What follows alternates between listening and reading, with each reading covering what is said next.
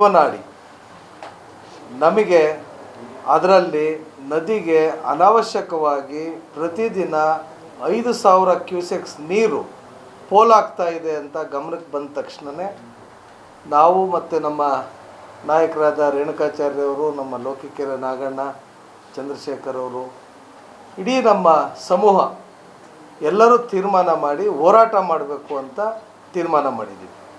ಕಾರಣ ಇಷ್ಟೇ, ಅಲ್ಲಿ ರಿವರ್ಸ್ ಸ್ಲೀವ್ಸ್ ಅಂತ ಬರ್ತಾ ಇದೆ ಮತ್ತು ಇನ್ನೊಂದು ಎಮರ್ಜೆನ್ಸಿ ಗೇಟ್ ಅಂತ ಇದೆ. ಆ ರಿವರ್ಸ್ ಸ್ಲೀವ್ಸಲ್ಲಿ ಗೇಟು ತೊಂದರೆ ಆಗಿ ಈಗ ಕಳೆದ ಒಂದು ತಿಂಗಳಿಂದ ಇವರು ಯಾರು ಅಧಿಕಾರಿಗಳು ಬೇಜವಾಬ್ದಾರಿತನದಿಂದ ನಿರ್ಲಕ್ಷ್ಯ ವಹಿಸಿದ್ದಾರೆ. ನಾವು ಜಾತಕ ಪಕ್ಷಿಗಳಂಗೆ ಕಾಯ್ತಾ ಇದ್ದೀವಿ. ರೈತರು ಈ ಭಾಗದ ಸುಮಾರು ಒಂದು 15-20 ತಾಲೂಕುಗಳು ಆ ಭದ್ರಾ ಜಲಾಶಯವನ್ನು ನಂಬಿಕೊಂಡು ನಮ್ಮ ಜೀವನೋಪಾಯವನ್ನು ನಡೆಸ್ತಾ ಇದ್ದೀವಿ. ಇದು ಕೇವಲ ಕೃಷಿಗೆ ಸಂಬಂಧಪಟ್ಟಂಗಾಗಿರ್ಬೋದು, ಕುಡಿಯೋ ನೀರಿಗೆ ಸಂಬಂಧಪಟ್ಟಂಗಾಗಿರ್ಬೋದು, ಪ್ರಾಣಿ ಪಕ್ಷಿ ಸಂಕುಲಗಳಿಗಿರ್ಬೋದು, ಅದು ಅತ್ಯಂತ ಅವಶ್ಯಕ. ಇದೇ ಸಮಯದಲ್ಲಿ ಕಳೆದ ವರ್ಷ 138.1 ಅಡಿ ಇತ್ತು, ನೀರು ಸಂಗ್ರಹ ಇತ್ತು. ಈ ಬಾರಿ ಇವತ್ತು 131.10 ಇದೆ, ದಾಖಲೆ ಅಲ್ಲಿಂದನೇ ಬಂದಿದೆ. ಅಂದರೆ ಯಾಕಿದು ಅಂದರೆ ಕಳೆದ ಬಾರಿನೂ ಮಳೆ ಅಡೆತಡೆ ಆಗಿತ್ತು, ಈಗ ಮಳೆ ಬೇರೆ ಕೈ ಕೊಟ್ಟಿದೆ, ಸಮರ್ಪಕವಾಗಿ ಸರಿಯಾದ ಸಮಯಕ್ಕೆ ಮಳೆ ಬಂದಿಲ್ಲ. ನಮಗೀಗ ಜೀವನಾಡಿ ಆಗಬೇಕಾಗಿರೋದು ನಮ್ಮ ಭದ್ರಾ ಜಲಾಶಯ.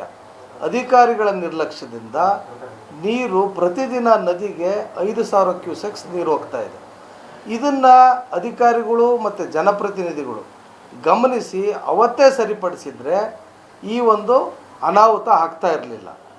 ಇದಕ್ಕೆ ಬೇಜವಾಬ್ದಾರಿತನದಿಂದ ಈ ಘನ ಸರ್ಕಾರ ನಡೆದುಕೊಂಡಿದೆ. ಮತ್ತು ಅಲ್ಲಿ ಬೇಸ್ ಲೆವೆಲ್ಲಿಗೆ ಕಾಂಕ್ರೀಟ್ ಹಾಕಬೇಕು.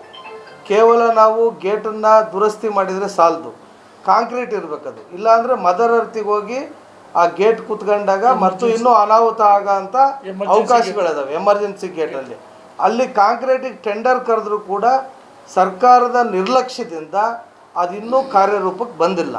ಟೆಂಡರ್ ಕರೆದಿದ್ದೀವಿ ಅಂತ ಹೇಳ್ತಾರೆ, ಅದಿನ್ನೂ ಕಾರ್ಯರೂಪಕ್ಕೆ ಬಂದಿಲ್ಲ, ಅನುದಾನ ಇಲ್ಲ, ಇನ್ನೂ ಬೋರ್ಡ್ ಕ್ಲಿಯರ್ ಆಗಿಲ್ಲ ಅಂತ ಅಧಿಕಾರಿಗಳು ವಿವರಣೆ ಕೊಡ್ತಾ ಇದ್ದಾರೆ, ಸಬೂಬನ್ನು ಕೊಡ್ತಾ ಇದ್ದಾರೆ. ನಾಳೆ ನಾವೆಲ್ಲ ತಂಡ, ಎಲ್ಲ ರೈತ ಮುಖಂಡರ ಜೊತೆ ಈ ಭಾಗದ ಎಲ್ಲರಿಗೂ ಕರೆ ಕೊಡ್ತಾ ಇದ್ದೀವಿ. ನಾವೆಲ್ಲರೂ ಹೋಗಿ ವೀಕ್ಷಣೆ ಮಾಡೋಣ. ಅಲ್ಲೇನಾದರೂ ತಪ್ಪು ಕಂಡಿಡಿದ್ರೆ ಅಲ್ಲೇ ಸ್ಥಳದಲ್ಲೇ ನಾವು ಧರಣಿ ಕೂತು ಸರ್ಕಾರದಿಂದ ಪ್ರತ್ಯುತ್ತರ ಬರಬೇಕು ಮತ್ತು ಅಧಿಕಾರಿಗಳಿಂದ ಸಮರ್ಪಕವಾದ ಉತ್ತರ ಸರಿ ಮಾಡೋ ನಿಟ್ಟಿನಲ್ಲಿ ನಮ್ಮ ಹೋರಾಟ ಇರ್ತದೆ.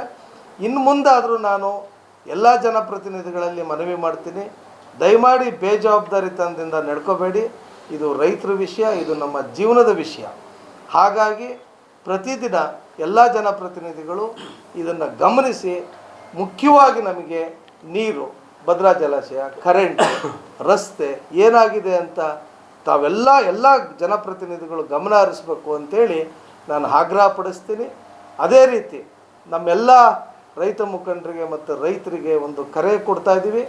ನಾವೆಲ್ಲರೂ ನಾಳೆ ಭದ್ರಾ ಜಲಾಶಯಕ್ಕೆ ಹೋಗೋಣ, ಅಲ್ಲೆಲ್ಲದನ್ನು ವೀಕ್ಷಣೆ ಮಾಡೋಣ. ಎಲ್ಲಿ ತಪ್ಪಾಗಿದೆ, ಎಲ್ಲಿ ಏನು ಕೆಲಸ ಕಾರ್ಯಗಳಾಗಬೇಕಾಗಿದೆ ಅವೆಲ್ಲವನ್ನು ನೋಡ್ಕೊಂಡು ನಾವು ಅಲ್ಲೇ ಒಂದು ಉತ್ತರವನ್ನು ತಗೊಂಡು ಅಲ್ಲೇ ಧರಣಿ ಕೂರೋ ಸಂದರ್ಭ ಬಂದರೆ ರೊಟ್ಟಿ ಬುತ್ತಿ ಕಟ್ಕೊಂಬರ್ರಿ ಅಂತ ನಮ್ಮ ನಾಯಕರು ಹೇಳಿದರು. ಆ ರೀತಿ ರೊಟ್ಟಿ ಬುತ್ತಿ ಕಟ್ಕೊಂಡೇ ಹೋಗೋಣ, ಅಲ್ಲೇ ಧರಣಿ ಕೂತ್ಕೊಂಡು ನಾವು ನ್ಯಾಯವನ್ನು ಕೇಳಿ ನಮ್ಮ ಪಾಲಿನ ಹಕ್ಕನ್ನು ನಾವೆಲ್ಲರೂ ಸೇರಿ ಪಡೆದುಕೊಳ್ಳೋಣ ಅಂಥೇಳಿ ಮನವಿ ಮಾಡ್ತಾಯಿದ್ದೀವಿ.